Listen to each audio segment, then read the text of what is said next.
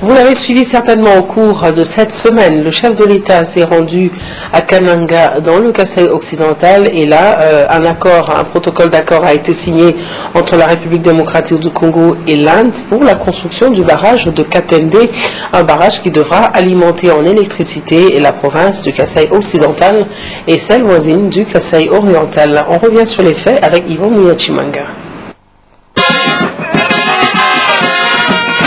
Le président Joseph Kabila à Kananga.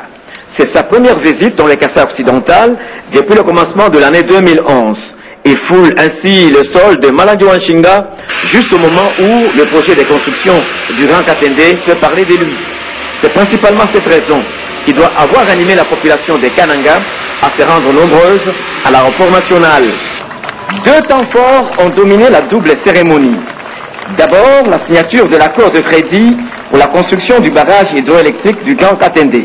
Face à face, le ministre congolais des Finances, Matata Ponyo, et le gouverneur d'Exim Bank of India.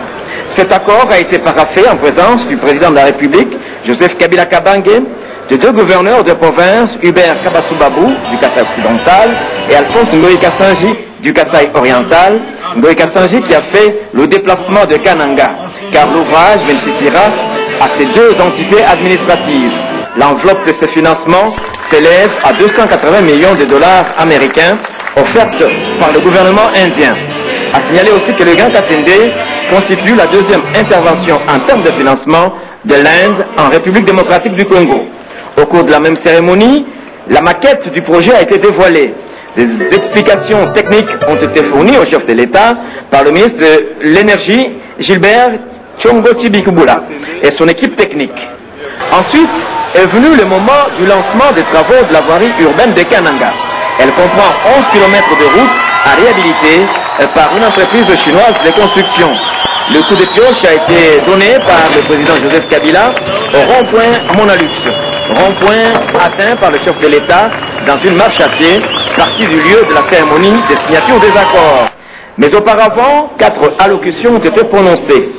Le gouverneur de province, Hubert Kabasubabou, a indiqué que par sa présence à Kananga, le président Kabila a réussi à engager le Kasaï occidental sur la voie du développement en redonnant espoir au Grand Kasaï.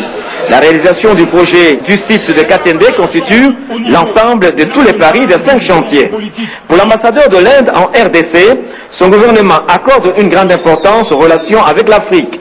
La déclaration d'Addis Abeba contient les programmes que compte réaliser l'Inde sur le continent et en République démocratique du Congo. Dans son mot, Matata Ponyo, le ministre des Finances, a laissé entendre qu'à l'avenir, la République démocratique du Congo sera en mesure de financer totalement ces projets par le biais du trésor public. En ce qui concerne le Grand Katende, la RDC est intervenue à hauteur de près de 50%. La population connaît la sensibilité du président Joseph Kabila, qui lors de sa visite de 2008 à Katende, s'était rendu compte de l'impact industriel qu'allait engendrer la construction du barrage. En 3 ans, le gouvernement a mobilisé des fonds d'un projet qui est resté depuis 1956. Une action de grande envergure avec ses 64 MW et 295 km de réseaux associés.